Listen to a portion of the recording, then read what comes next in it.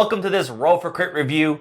Today we're going to take a walk in the woods to look at Leader Games Root. This is an asymmetrical war game for 2 to 4 players where you are each going to be taking up a different faction, and each faction plays very differently from each other, trying to gain control, dominance, superiority over the others to get the victorious crown position of the woodland, as it were.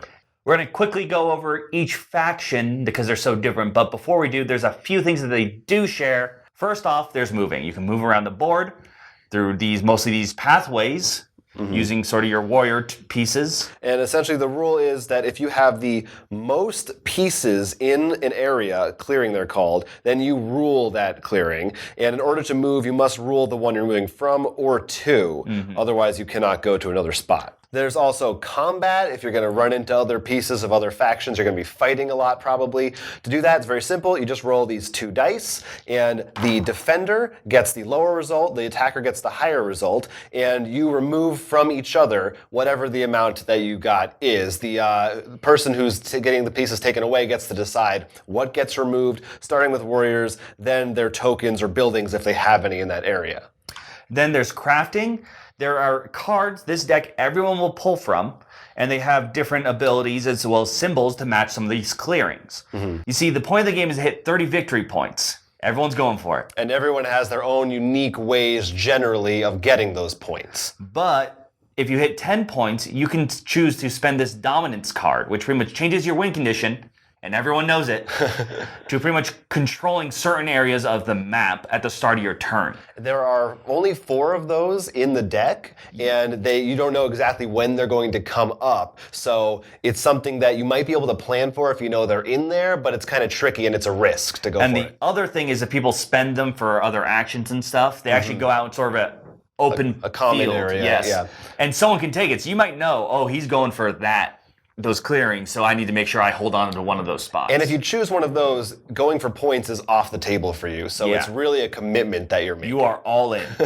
So I think that's basically what everybody has in common. That otherwise they're very different. So start off with the Marquise the Cat, which is the most simple of all of the factions. Is sort of your more straightforward one that kind of just goes along with the flow of the game. Yeah, recently they just took over the forest, hence their early dominance. Yeah, this is the setup basically for the very, very beginning of the game. The cats are everywhere, and you can see on their player board they have spots for different buildings. Some of those are on the field already. They have a sawmill, they have the workshop here, and they have the recruiters. And depending on what they build, they do different things. Sawmills produce wood, so you can build more. Workshops let you craft items, and recruiters give you more cats, which they have a lot of cat pieces, so they're going to be going out there all the time. And they get points for each of those buildings that they build. They also get more abilities to recruit more people, so they can attack to get more points that way. And that's basically the way they work. They're kind of like, to me, they felt like kind of an RTS kind of style where you're getting resources and putting out buildings and trying to conquer everything that way. Next up, we have the birds, or the Erie dynasties. In a moment of weakness, they lost all their territory to the cats, and they're not happy about that. No. But they are a very rigid class. So the way they actually work is you'll be first choosing a leader, one of 4. It will give you a special ability and give you these special wild cards to put up here, too. But each turn, you'll be adding at least 1 card up here. And you have to be able to do them. So one is you got to recruit in certain clearings, then move, then battle, then build. So this plays a lot more like a programming style. Definitely. And if you're unable to do one of the actions, you actually go into turmoil. Your leader disappears. He's overthrown. And you get a new leader with new cards. And you can discard all the cards up here. But the way they work, a lot of ways they get victory points is they get pretty much like this many a turn, depending on how many buildings they've built. So they're sort of, the longer they're around, they're going to slowly build up those points that way. Yeah, the birds and the cats, as I call them, are sort of the two that have the biggest board presence usually, certainly at the start. And they're the two that I think are most commonly going to be going after each other at the beginning. Next up, we've got the Woodland Alliance. These guys, they're just your friendly neighborhood critters. They're sort of like your Robin Hood's merry men of the game. They are going around, they don't actually really start on the board. If you're playing as this, what you're trying to do is spread sympathy for your cause. That is actually going to be in the form of sympathy tokens, which are going to be placing in certain clearings on the board. You do have little figurines, so you can go out there and battle. You're also going to have supporters. Supporters are in the form of the regular cards, but if you have them on here, you're just using them for their suits, and you can use them for different special abilities on your turn, so you're really focusing on building up that collection. You also have officers, which are going to be from the same pool as your normal warriors, and if you put them in your officer's space, then during the final phase of your turn, you can do more actions, which includes recruiting, moving, and attacking. So one of the big things with the Woodland Alliance is balancing how many people you have in your officer space to give you more actions versus how many you keep on the board to defend your territory. Finally, and my favorite, the Vagabond. Now, we've showed how there's multiple of the mice, the cats, the birds. There is only one piece for the Vagabond. You're pretty much playing a video game with the main protagonist. You will choose one of multiple roles. There are 3 in the base box. The Tinker, Thief, or Ranger. And you have starting items, such as a crossbow, boots, a bag, a torch. Similar to the ones up here. Yes. You'll actually be trying to get more of those. And some of the ways you can do that is either exploring runes, which can give you special rune ones, or these items you can craft, as we mentioned earlier. Now, you may not be able to craft them because you need a certain number of hammers in the right clearings, but other players can. So when they craft them, they put them in a little craft box, and in essence, you're going to buy them from them. You're going to give a card from your hand to them in order to get these tokens. Pretty much, you're sort of like almost the middleman, almost like the good and the bad and the ugly. You're the guy who started playing every side. Yeah. And then you have the quests, too. Right? Yes. Another big aspect. You will have 3 quests available. I'll put them here so you can see them. And you have to spend items in order to claim them. And you get a reward for them, like in any single-player game. Either get more cards or victory points for the number of ones you've already completed of that same type. So they're sort of in the shadows, and you may not think they're going to win. All of a sudden, they get all these points out really fast. Yeah, that is definitely true. And also, they can move in these forest spaces, which no one else can. So they have a way to kind of move around the board really fast. So they're very different. Very different. Yeah, as we said, they play like a single-player game, and it becomes a challenge because you can damage their items, just as you can remove troops of other players, but they don't give as many points.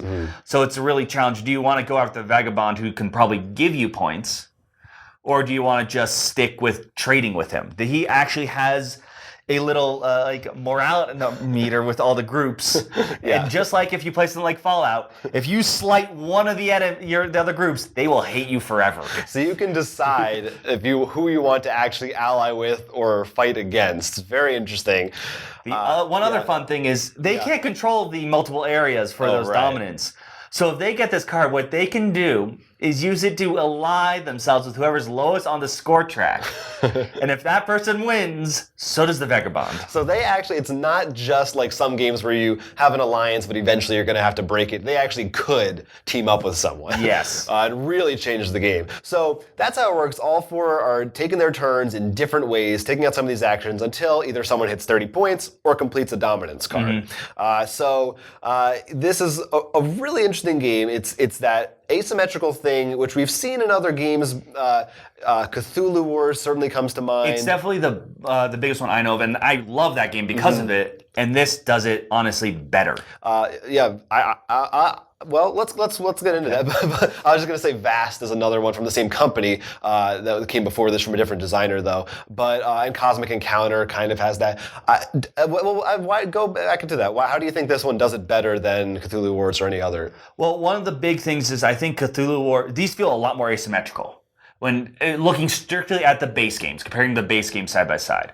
When this I feel like there's nothing like the Vagabond, I feel, in the core sets. Yeah, I think you're right. And same with where the cats and the birds. Even the birds are very different. They really do play all very differently. And what I think is impressive about it is not only do they feel pretty balanced, but they also all interact in very natural ways. I feel like the way that you bounce off of each other is very interesting. Yeah, just like playing Cthulhu Wars, which one of the reasons I'm going to bring that up because it's the one I actually have a lot more experience in. Just depending who you give those pieces out to, they'll play very differently. And just like, as I mentioned in Cthulhu Wars, you'll play the Woodland Alliance or the birds once, and you'll be like, okay, so I want to play them again to see how they work. And that's what I love about asymmetrical games. They always seem to work perfectly that you want to come back, even play the same faction. Yeah. No, it's kind of funny. The first time you play, you're almost, at least for me, like unaware of what everyone else is doing because you don't really understand all of their roles, even if you listen to the rules, because it's so different. You kind of feel like you're doing your own thing.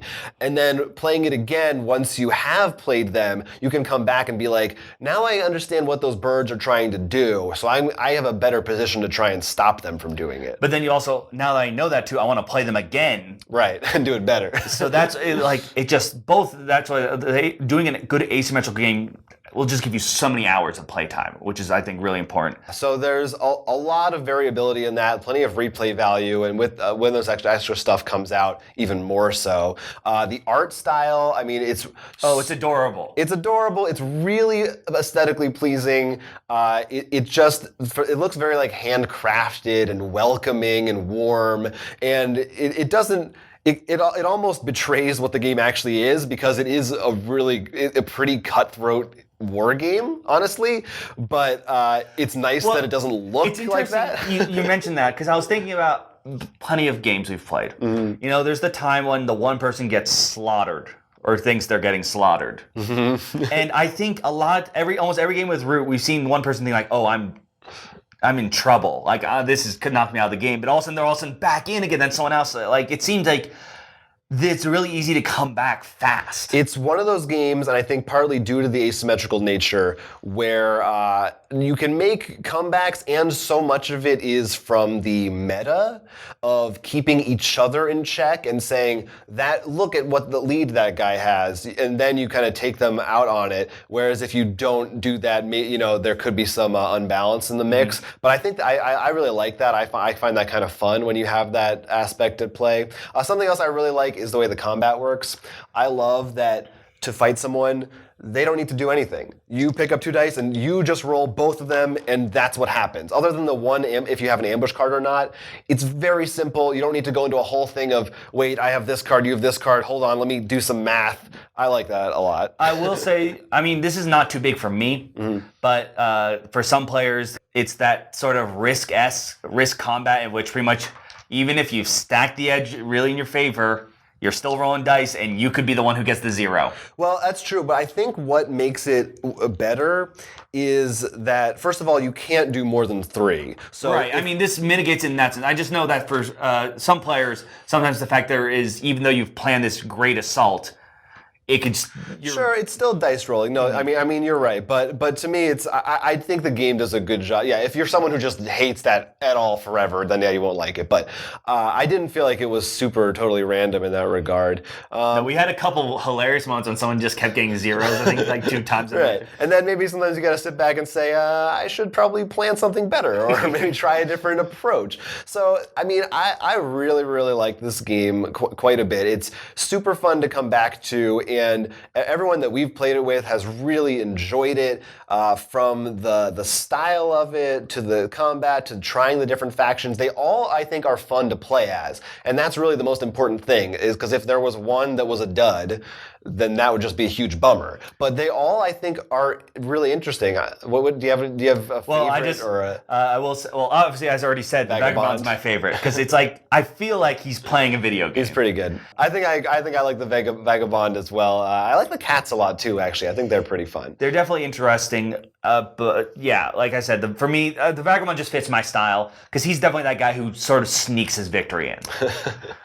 And the cat, I think, fits you because he's definitely, since he already has board presence, he's defensive because he doesn't have to be offensive. Yeah, I like that. I just like the And you like cats. building your stuff up. Yeah, and I like some cats.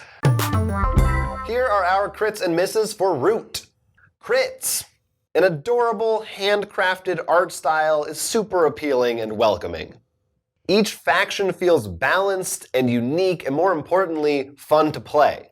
I feel asymmetrical games, when they're done right, just shine above all the rest because they bring so much more game time because you can playing each faction's new. And they always seem to make me excited to come back to the same faction as well to try to master them. From those different factions result many different complex interactions between the players that can change a lot depending on the meta of your group. The dice rolling combat is streamlined, but not completely without strategy. And now let's take a look into our misses. Because each of the factions are so asymmetrical, you're pretty much learning almost a new game if you step into a new faction. And the rulebook could use a little bit of work to help you out with that. They split it up into kind of an introductory guide and then a table of contents, an index with all the specific rules. And yeah, it is a little overwhelming to get back into that every time you play. This game is 2 to 4 players, but we found it really shines when all the factions are on the table in order to interact with each other. So if you're only looking for a 2-player game, this maybe won't be as great as it would be with 4. While the battling is streamlined, it is coming down to the fate of the dice, which for some people will just remind them of horrors of Risk, which could be a little disappointing. Root has been sweeping the board game scene lately, I think in large part to how pleasant it looks, that it really attracts people from the outset. But then beyond that, once you play it, there is a really deep and interesting, fun game there. I think if you like any kind of area control-esque style game, you should definitely give this a try because while it is that genre, it adds a lot to it. And I think both of us really, really enjoyed it. I'm definitely curious where this will end up on many people's top 10 lists, if at all, for the end of the year. I'm pretty sure it's going to be on ours. Yeah, it's definitely a contender for the end of the year top lists. I mean, it does so much right, and the few things that we had quibbles with are just things that honestly don't really bother me that much in the long run when it's such a fun game. Happy that it's doing well. Happy people are enjoying it. Look for Root. It is available now, but it's one of those games, that was originally a Kickstarter, and it's not always easy to find, so be on the lookout. Definitely leave a comment if you have played it or you're trying to find it. Let us know. I'd be curious to hear people's favorite factions, or if they do think there's one that's stronger or weaker. You can follow us for more stuff about Root. Definitely check out our How to Play video, because this is one that you need that kind of thing for, and other board game content on our channel. Until next time, I'm Jonathan. I'm Will. And this was a Roll for Crit review. Hey, if you liked this video, then like this video and subscribe to our channel for more board game content. Would you kindly do it now?